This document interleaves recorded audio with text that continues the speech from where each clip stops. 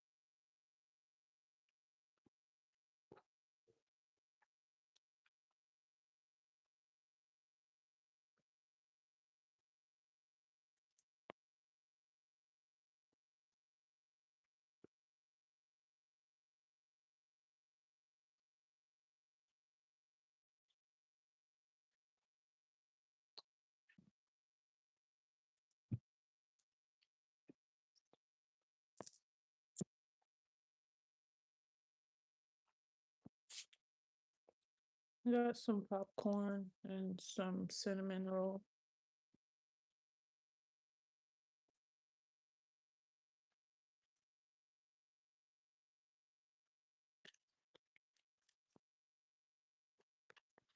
But I burnt the popcorn, so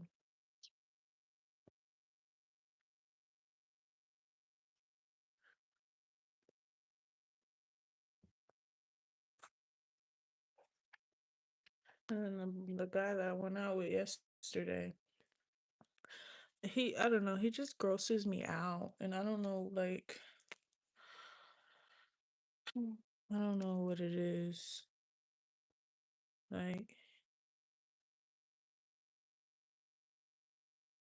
then he told me that I be doing stuff on purpose. Like, you be doing stuff on purpose and you know what you're doing, you're aware of what you're doing. Then he told me that I'm an opportunist.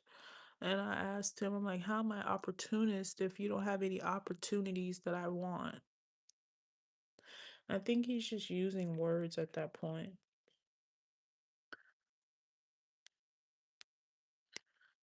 And I told him I don't want to talk to him anymore.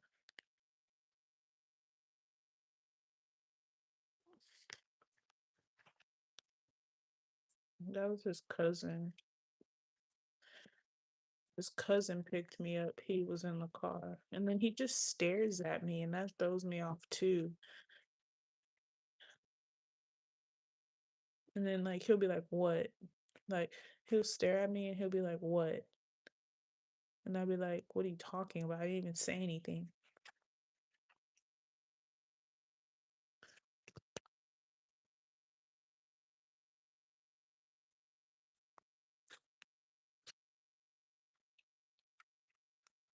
And he's like, "I have to just accept the fact that I got played and blah, blah, blah, blah."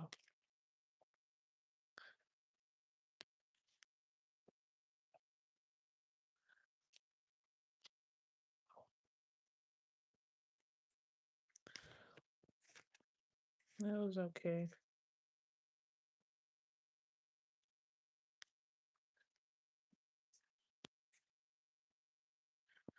I'm not going back out with him ever again, though. And for some reason, I feel like his mom gives me this weird energy. I don't know. I don't want to talk to his mom anymore. Like, I'm just not going back around him, so that's over with. And I'm talking to this white guy. He's throwing me off because he looks like my old roommate, and my old roommate was like extremely racist. He was he was just like he used to get beat up every weekend. Like, he would always be fighting one of my other roommates, and then it was just bad. He was like a bully, and he looks exactly like him, so I kind of don't want to talk to him at all because it just gives me the heebie-jeebies.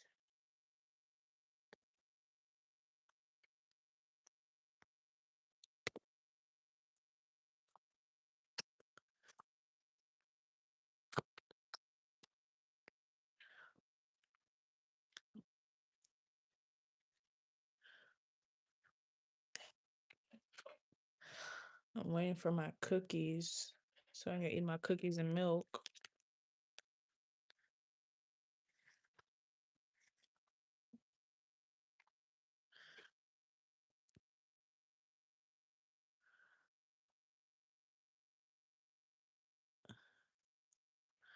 I mean, I don't have a preference.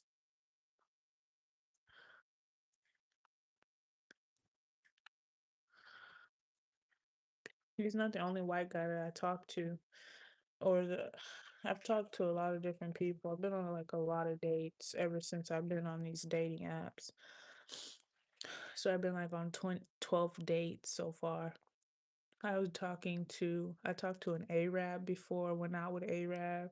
I talked to this Latino guy, went out with him. I've just been talking to all different types of people.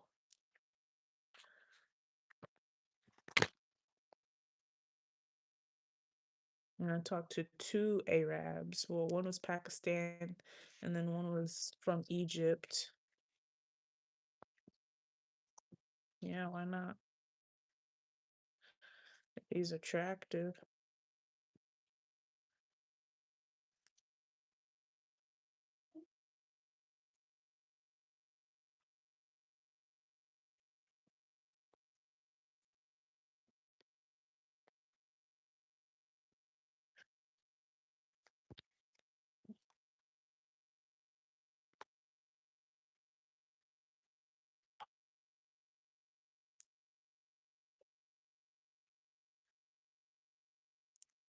Yeah.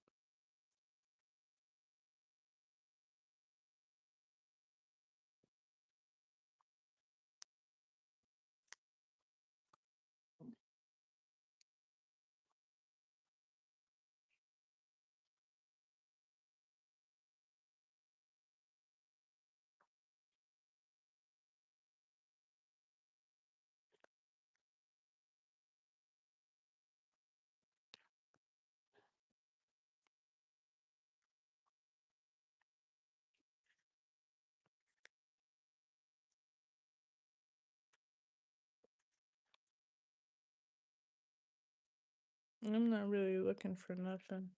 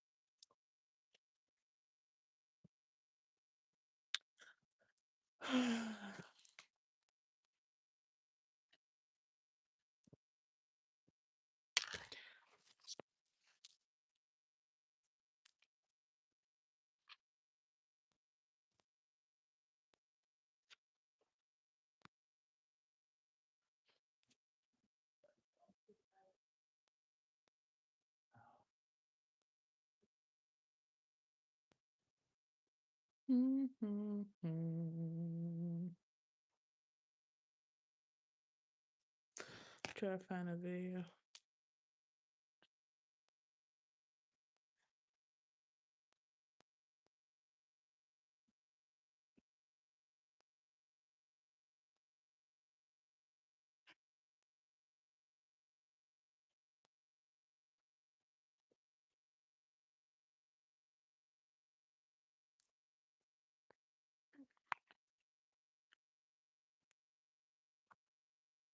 You want to file free? Hit.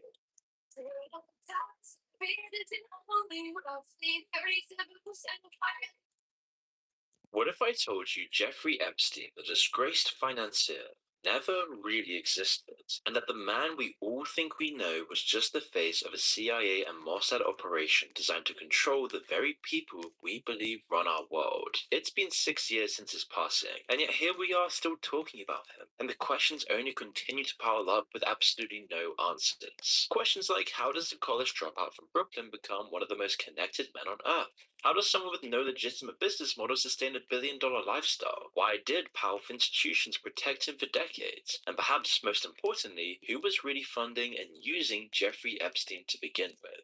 Because the more you look at this whole scandal, you realize we've been asking the wrong questions this whole time. We've been trying to understand Epstein as some criminal financier, socialite. But what if he was something else altogether? What if everything he built was designed to compromise the most powerful people on Earth? Because when you actually try to explore the mechanics of how his empire was built, something strange begins to emerge. The trail goes cold, and then it becomes very clear that there's far more to this picture than we're told in the media. At his peak, Epstein was worth an alleged $600 million, and his lifestyle would have cost some $40 to $60 million per year to maintain. In the US Virgin Islands, he owned not one but two private islands. There's of St. James, 70 acres of Caribbean paradise, came complete with a main residence, guest villas, a library, a movie theater, and staff quarters for the 70 employees who kept the operation for war. He traveled in a converted Boeing 727. He had a Gulfstream 4 jet, helicopters, and a fleet of luxury cars and boats, including a 130-foot yacht named Lady Ghislaine, after his closest associate. And all of this, every mansion, every jet, every staff member, every elaborate dinner party was supposedly just funded by one man's genius at trading currencies? Because according to most sources, this is just what Epstein was. Which is where our story really begins. Because you would think all of that money leaves a trail we can use to understand and legitimize Epstein's wealth and lifestyle. But when you do that, you find dead end after dead end. First, every hedge fund managing over $100 million must file quarterly Form 13F reports with the SEC. It's federal law. You detail your holdings, trades, and assets under management or face criminal charges. Jeffrey Epstein never even filed one. In over 20 years of claiming to manage billions of dollars, there's not a single regulatory filing with his name on it. Second, if you're running a legitimate hedge fund, you need prime brokerage relationships with major Wall Street firms to execute trades. These create massive paper trails through trade confirmations and settlement records. Epstein had personal bank accounts but no prime brokerage relationships anywhere. Douglas Cass, a hedge fund manager who spent years investigating Epstein's claims, found that not one institutional trading desk, primary or secondary, had ever traded with Epstein's firm. Third, Epstein claimed his speciality was currency trading at massive scale. Eric Weinstein, who worked with Peter Thiel in finance, explains why this is basically impossible to fake. He would have to move the market if he was, doing a yard of euros or Swiss francs or who knows what, as like a billion. That would move the market. So there's no way you can fake retroactively a hedge fund of immeasurable size that trades currencies. I don't think he was a currency trader. If you're moving billions in forex positions, you're I don't want to watch that. I'm gonna watch Black and Beauty again.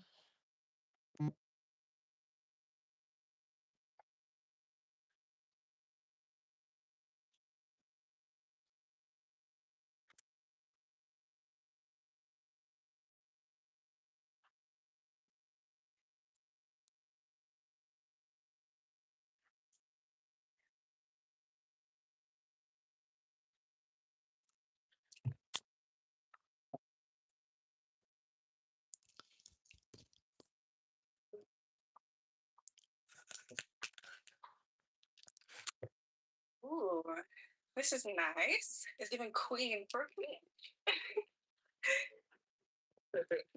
Let's get started, man. It was always a lie. I thought the truth would never. We've been together for 5 years. Yes, yes. Here's to heaven. When I met Kelvin, he just ticked all the boxes. After